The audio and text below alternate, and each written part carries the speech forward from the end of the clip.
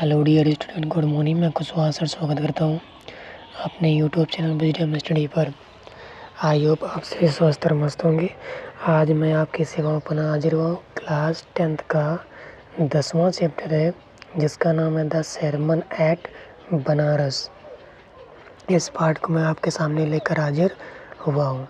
इसके पहले मैं सभी चैप्टर को अपलोड कर चुका हूँ और जिसके लिंक मैं आई बटन पर दे दूँगा, जिसको आप वहाँ से चेकआउट कर सकते हैं। इस पार्ट की पहले मैं पूरी समरी कर देता हूँ।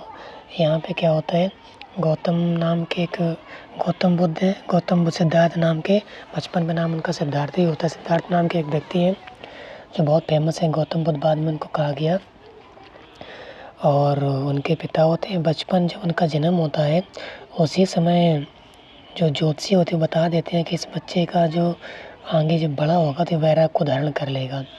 तो इनके पिता बहुत चिंतित होते हैं कि पुत्र हमारा वैराग को धारण कर लेगा तो बड़ी समस्या होती हैं। तो वो कहते हैं कि इसका कोई सलूशन बताइए। तो उन्होंने कहा सलूशन ये है कि आप अपने बच्चे को संसार के दुखों के बारे से, जो दुख होते संसार में, उन सभी से बचा कर रखिए। तो उन्होंने कहा ठीक है। तो जैसे ही 10 साल के हुए इनको पढ़ाई, 12 साल की अवस्था में इनको पढ़ने के लिए बाहर भेज दिया गया। 4 साल बाद ये पुनः वापस आए और इनकी एक सुंदर स्त्री के साथ में शादी कर दी गई, राजकुमारी के साथ में, और एक इनके पुत्र भी हुआ। और 10 वर्षों तक ये आराम से रहे। फिर इन्होंने एक दिन सोचा कि चलो कहीं बाहर घूम के आते हैं, शिकार के लिए जाते हैं। जब ये शिकार के लिए जाते हैं तो रास्ते में एक इन्हें बूढ़ा व्यक्ति मिलता है और बूढ़ा व्यक्ति भी मिलता है और बीमार व्यक्ति भी मिलता है और एक अंतिम संस्कार के लिए जाती एक शव यात्रा भी मिलती है और एक भिक्षु भी मिलता है। इन सारी चीज़ों से बहुत प्रभावित होते हैं और ये तभी वहाँ से सोचते हैं कि जब ये सारे संसार में कष्ट ही है तो कष्ट की खोज की जाए, और उसकी खोज के लिए घर से चले जाते हैं और 7 वर्षों तक ये भटकते रहते हैं। अंत में पीपल के वृक्ष के नीचे बैठ जाते, कसम खाते हैं जब तक मुझे ज्ञान की प्राप्ति नहीं होगी तब तक मैं यहाँ से उठूँगा नहीं। जब उनको ज्ञान की प्राप्ति हो जाती है तब 7 दिन बाद वहाँ से उठते हैं और उस वृक्ष का नाम ज्ञान का वृक्ष रखा जाता है। और सबसे पहला उपदेश इन्होंने बनारस में दिया, जो गंगा नदी के किनारे का तट है, जो सबसे पवित्र स्थल है। तो वहाँ पे उन्होंने उपदेश दिया। उसके बाद यहाँ पे किस्सा गौतमी नाम की एक लड़की महिला होती है जिसका मात्र एक ही पुत्र होता है। वह पुत्र मर चुका होता है लेकिन उसे लगता है कि शायद मेरा पुत्र भी मरा नहीं है, जीवित है। तो अपने पुत्र के दवा के लिए हर घर में जाती है, पड़ोसियों से पूछती है कि मेरे बच्चे को दवा दे दीजिए, लेकिन वो मर चुका होता है। सभी लोग उसका मजाक उड़ाते हैं, शायद इसने अपना होश खो दिया हो। तब एक व्यक्ति से मिलते हैं, वो व्यक्ति बताता है मैं आपके पुत्र दवा तो नहीं दे सकता हूँ, लेकिन मैं एक ऐसे व्यक्ति को जानता हूँ जो शायद आपके पुत्र को दवा दे सके। तो बोलते बहुत विनती करती है कि श्रीमान आप बता दीजिए। तो बताते हैं कि शाक्य मुनि के पास आप जाइए। तभी महिला शाक्य मुनि के पास जाती है, उनके चरणों में गिर जाती है और रो रो कर कहती है कि महाराज जी मेरे पुत्र को बचा लीजिए, मेरे पुत्र को दवा दे दीजिए। तब वो कहते हैं कि मैं आपके पुत्र को ठीक तो कर दूंगा, लेकिन उसके लिए आपको 1 मुट्ठी भर सरसों के बीज लाने पड़ेंगे। तो महिला खुश हो जाती है, कहते चलो मैं लेके आऊँगी।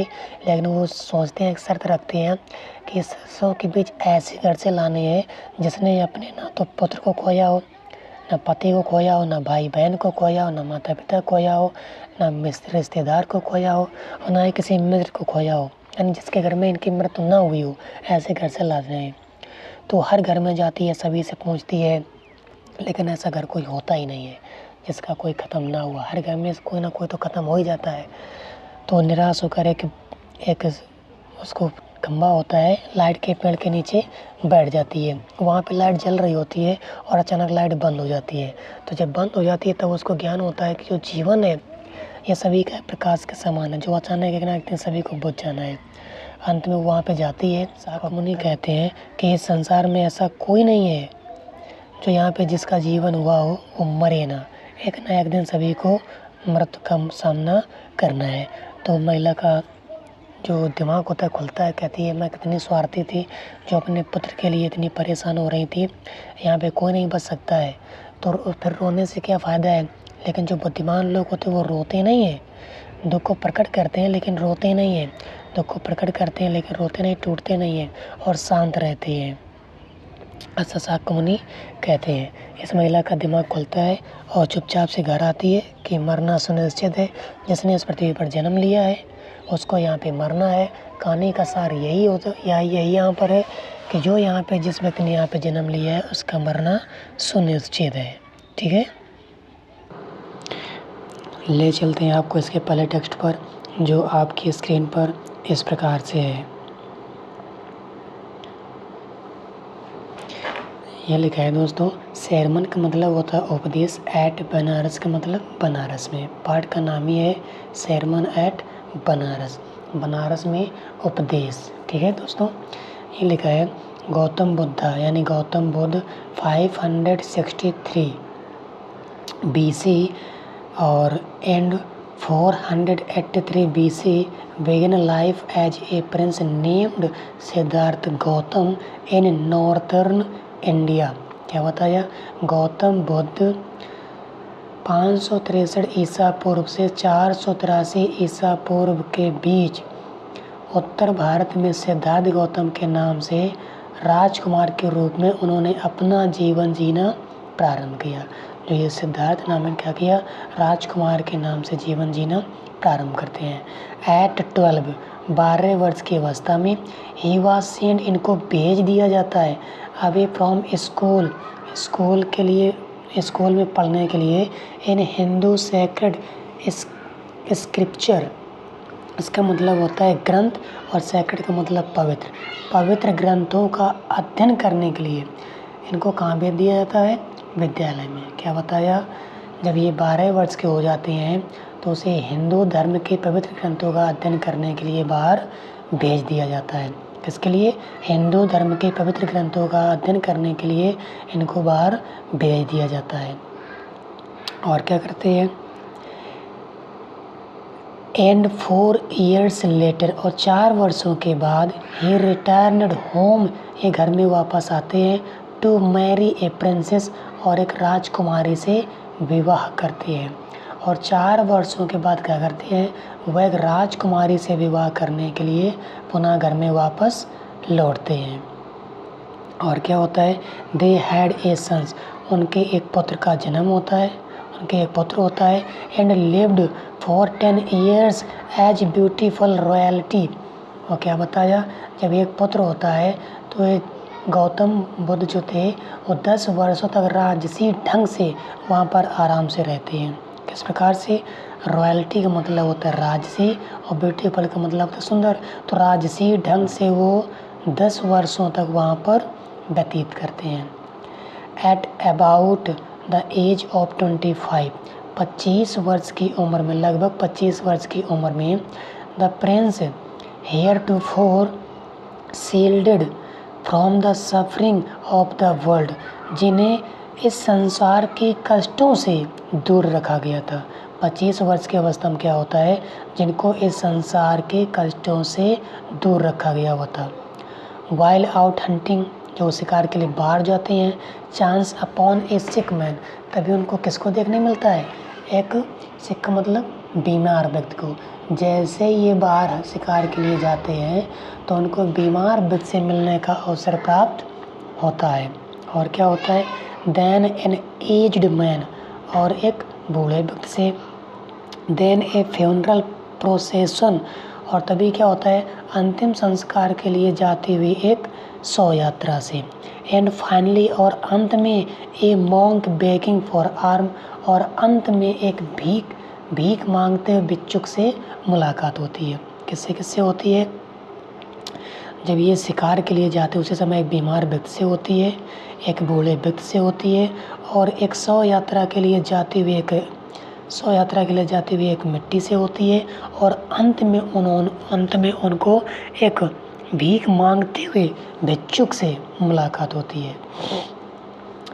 दीज साइड, ये दृश्य सो मूव्ड हिम, क्या बताया, इन दृश्यों ने उन्हें बहुत प्रभावित किया।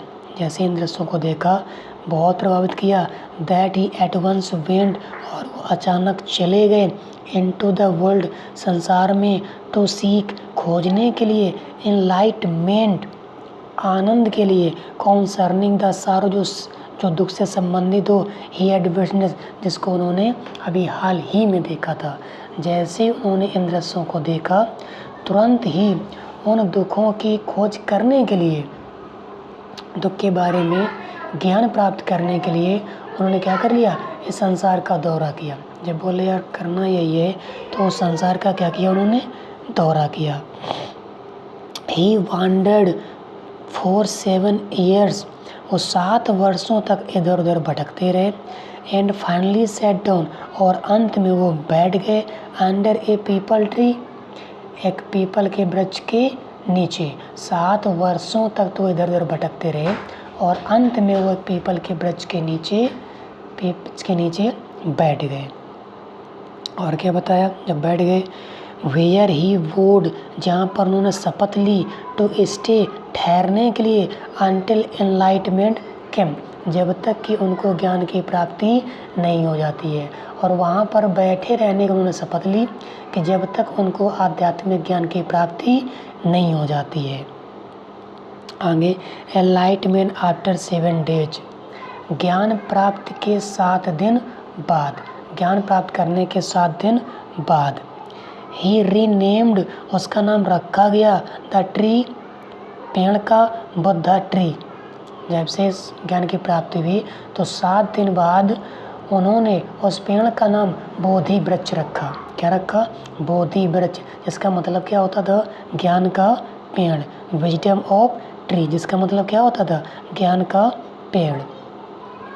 एंड बिगन टू टीच, और पढ़ाने लगे, and share his new understanding, और क्या कर उन्हें अपने नए सिद्धांतों को शिक्षा देना शुरू कर दिया। जो उनको नई समझ मिली थी, नया ज्ञान मिला था, उसको उन्होंने शेयर करना या पढ़ाना उन्होंने शुरुआत कर दिया।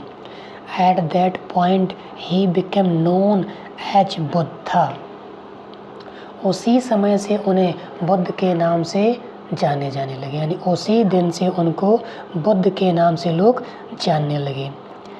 द एवोकेंड और द एनलाइटमेंट, जिसका मतलब क्या होता था, जागरूक और ज्ञानी, यानी बुद्ध का मतलब क्या होता था, जागरूक अथवा ज्ञानी।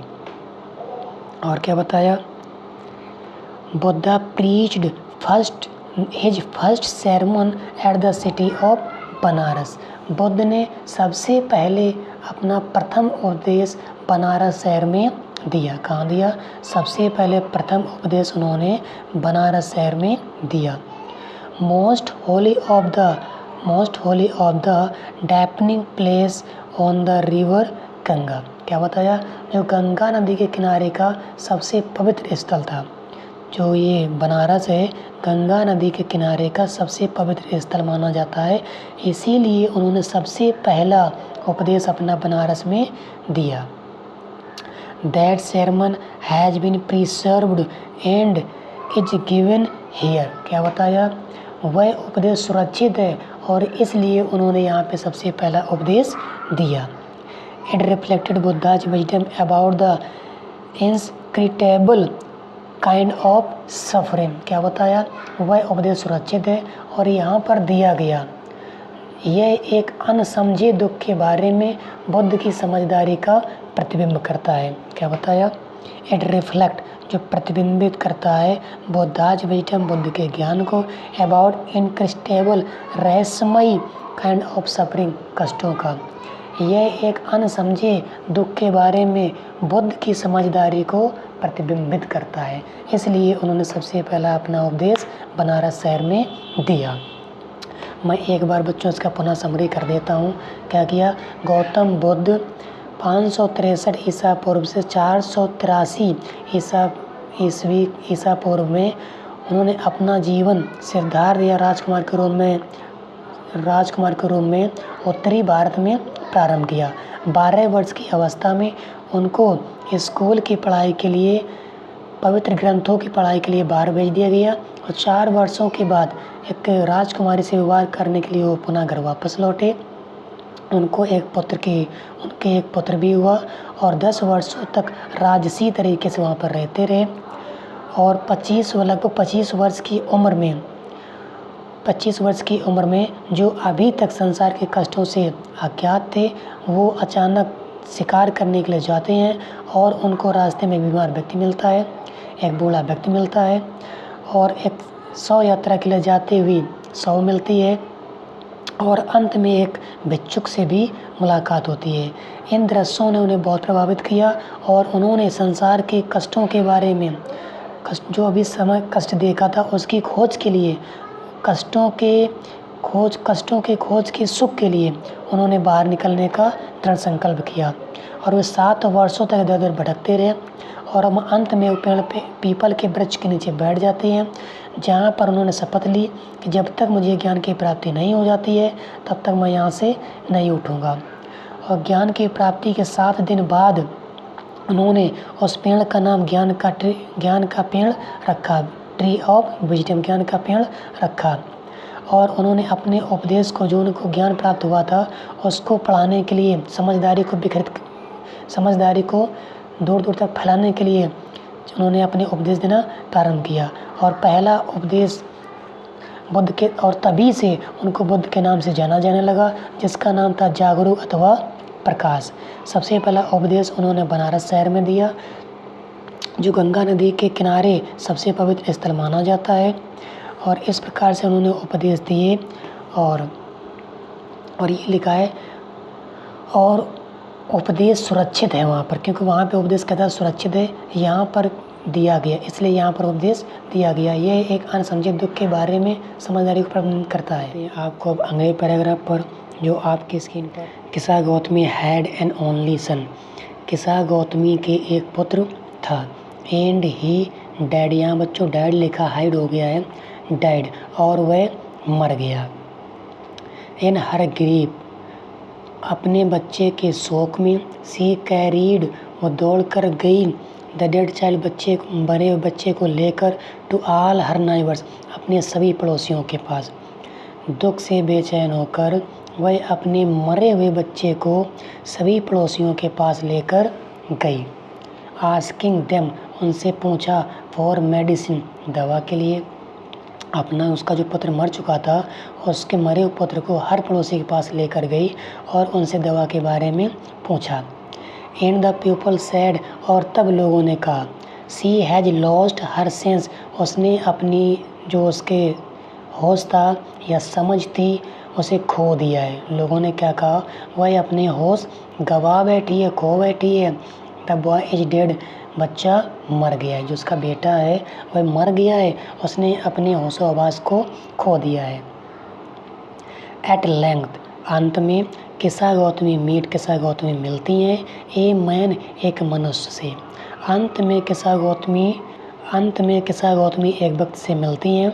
हो रिप्लाइड, जिसने उत्तर दिया, टू हर रिक्वेस्ट, उसकी प्रार्थना करने के बाद, उसने उत्तर दी, किसा गौतमी की प्रार्थना करने के बाद में उस व्यक्ति ने उत्तर दिया, आई कैन नॉट गिव थी, मैं आपको नहीं दे सकता हूँ, मेडिसिन, दवा, फॉर थाई चाइल्ड, तुम्हारे बच्चे के लिए। थाई का मतलब होता तुम्हारे, और दी का मतलब होता तुम। मैं तुम्हें तुम्हारे बच्चे के लिए दवा नहीं दे सकता हूँ। बट आई नो, लेकिन मैं जानता हूँ, ए फिजिशियन, एक डॉक्टर को, हो कैन, जो दे सकता है। लेकिन मैं ऐसे डॉक्टर को जानता हूँ जो आपके बच्चे को दवा दे सकता है। ये बात किसने कही? एक जो व्यक्ति मिला था उसने कहा। एंड द गर्ल सेड, तब लड़की ने कहा, प्रे टेल मी, प्रार्थना की, और कहा बताइए सर श्रीमान, कहा प्रार्थना की, कहा श्रीमान बताइए। हु इज इट, वह कौन है, मुझे बताइए। एंड द मैन रिप्लाइड, तब उस व्यक्ति ने उत्तर दिया, go to Shakyamuni the Buddha, और उस व्यक्ति ने उत्तर दिया, शाक्यमुनि बुद्ध के पास जाओ। शाक्यमुनि बुद्ध के पास आप जाओ, जो आपके बच्चे के लिए कुछ ना कुछ दवा का प्रबंध कर सकते हैं। Kisa Gautami repaired to the Buddha and cried, अब क्या किया, किसा गौतमी बुद्ध के पास गई और चिल्लाई। किसा गौतमी किसके पास गई? बुद्ध के पास गई और चिल्लाई, लॉर्ड एंड मास्टर, भगवान और स्वामी, give me the medicine that will cure my baby, मुझे वह दवा दे दो जो मेरे बच्चे को ठीक कर दे। मेरे स्वामी, मेरे भगवान, मुझे वो दवा दे दो जो मेरे बच्चे को ठीक कर सके। बुद्धा आंसर्ड, बुद्ध ने उत्तर दिया, I want A handful mustard seed. Buddha ने उत्तर दिया, मुझे एक मुट्ठी भर सरसों के बीज की आवश्यकता है या एक मुट्ठी भर सरसों के बीज चाहिए। And when the girl in her joy promise to procure it, और जब लड़की ने बड़ी प्रसन्नता के साथ इसे लाने का वादा किया। जैसे उसने सुना तो उस लड़की ने बड़ी प्रसन्नता के साथ बीज को लाने का वादा किया। द बुद्धा एडेड, उसी समय बुद्ध ने आगे बढ़कर कहा, mustard seed must be taken from a house. सरसों के बीज को एक ऐसे घर से लाना है where no one has lost a child, जहाँ पर जिसने किसी अपने बच्चे को ना खोया हो, हस्बैंड पति को ना खोया हो, पेरेंट माता पिता को ना खोया हो, और फ्रेंड और ना ही अपने मित्र को खोया हो। सरसों के बीज आपको ऐसे घर से लाने हैं जहाँ पर किसी ने अपने बच्चे को ना खोया हो, ना पति को खोया हो, ना माता पिता को खोया हो, और ना ही अपने मित्र को खोया हो। ऐसे घर से आपको एक मुट्ठी भर सरसों के बीज लाने हैं। मैं एक बार इसका पुनः समरी कर देता हूँ। वीडियो अच्छा लग रहा हो तो वीडियो को लाइक करें और अपने इस चैनल को सब्सक्राइब करें, क्योंकि इसी प्रकार के वीडियो मैं अपने चैनल पर अपलोड करता रहता हूँ। मैं एक बार इसका पुनः समरी कर देता हूँ। किसा गौतमी के एक पुत्र था और वह मर गया।